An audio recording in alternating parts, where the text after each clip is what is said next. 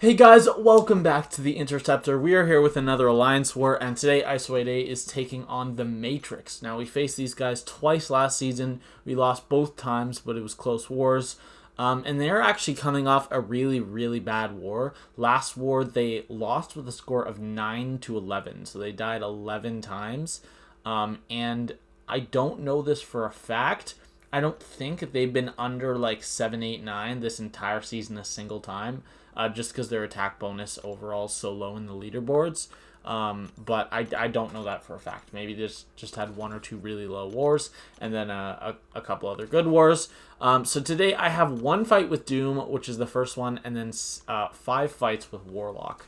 And we have Odin pre-fights. I'm going to use 2 of them for myself, and then at the end I'm going to be putting the last one on the boss. So we are taking Path 1 in Section 1 and in Section 2 today.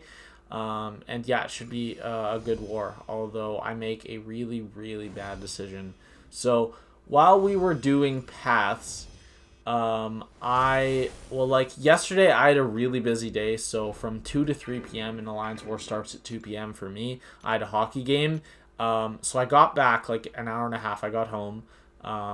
And I had 2 hours before I had to leave for my next game, and I had games at 6, 7, and 8. So I was away for 4 hours. So I wanted to do some fights before that, but it didn't actually end up working out because my fights weren't open by 3 hours into war.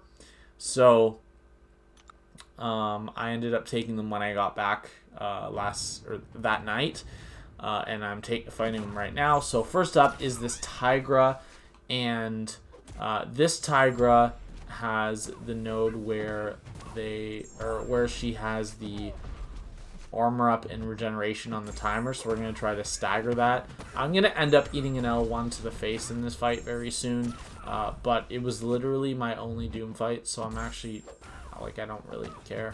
Right here, if I'd done a heavy, I might have gotten to an L3. I think I would have, but right here I throw the heavy, and she's actually only at 1 bar, so I'm gonna bait out another heavy so that my L3 cycle, if it doesn't kill, is gonna get me back to an L2. Otherwise it would only get me back to an L1. But as I was saying, when I got back, I asked the guy, hey, I'm only going to be here for about an hour 45 before I have to leave for my next game.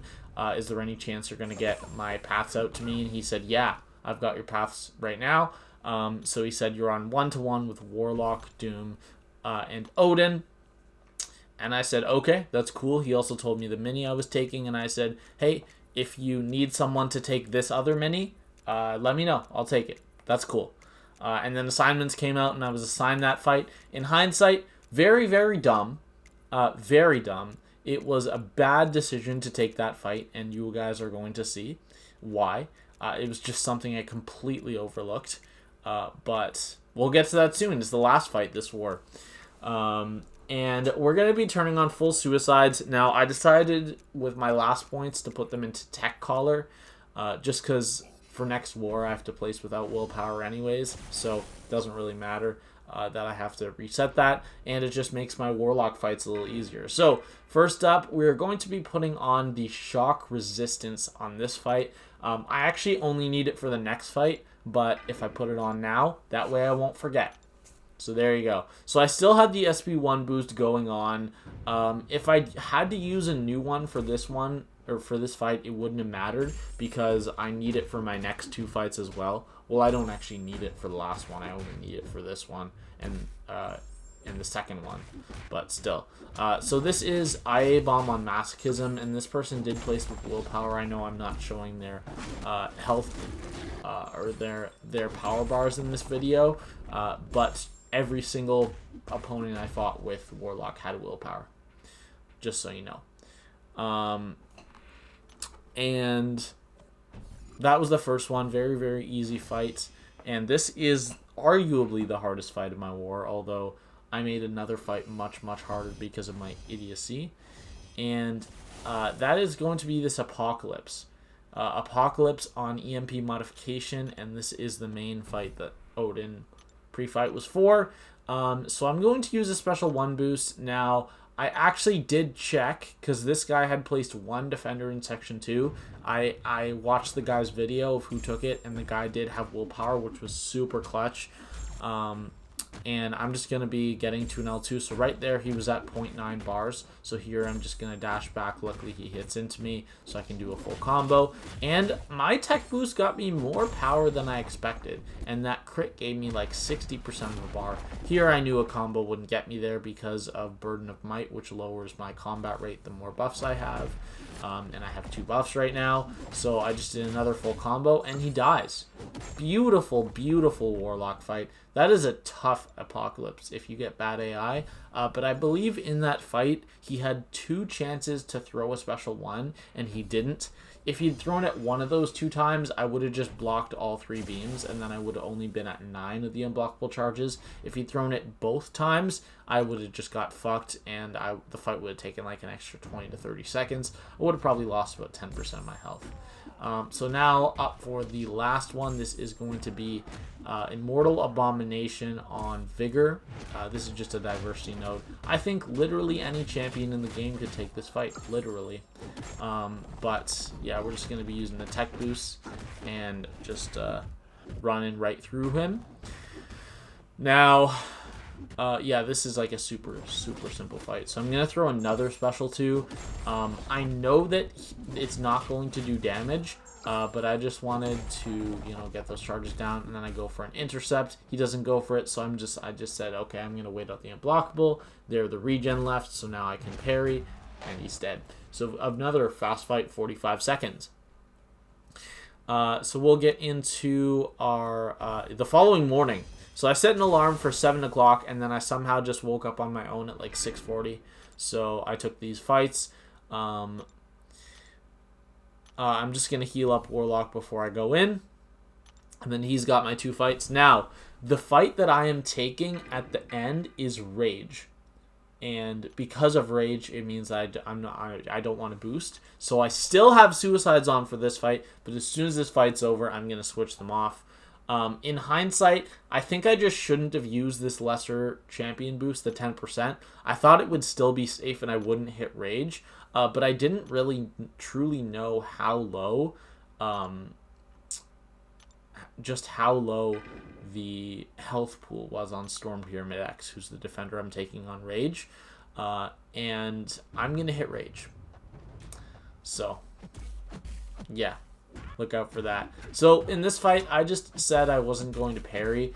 If Rogue has max Limber placed for defense, you can actually not parry and then safely counter. But this is on Buffet, and she just ate my Odin buffs because they appear first. I don't know why. They should have happened at the same time, but they don't. And that means that I get to keep my armor up. In fact, I don't end up triggering Buffet a single other time. But now she's pretty much dead, so I'm just baiting out a heavy attack, and she's dead in 40 seconds. Now I'm going to turn off Suicides and then go into my last fight. In fact, not only am I going to turn off Suicides, I'm going to turn off all attack masteries. All of them. So that's fun. I'm just going to leave it like that, and I'm going to put 3 extra points. I was debating putting a 5th point into Collar Tech. I do actually have enough cores to have it unlocked. I just haven't unlocked it yet. I'm going to max Petrify, and then I'm going to go into my last fight. Now, the mistake that I made in this fight was that I underestimated just how annoying the glancing is, and it pretty much like thirds or quarters your damage for most of the fight. So what should be a 40 hit fight, or no, that would be hitting Rage Cap every time. What should be like a 60 to 70 hit fight is gonna end up being like double that. So that's fun. So I did heal up, and I'm gonna go in here. I still have my invulnerability boost on, and I did not think that my medium was going to trigger Rage, but turns out it's like literally 200 over Rage. So so unbelievably close. So for the majority of the fight, I'm going to just light intercept in the corner. Now, I know it does suck when it's not a Quake fight, speeding it up like this, but this is over 4 minutes. It's over a 4-minute fight.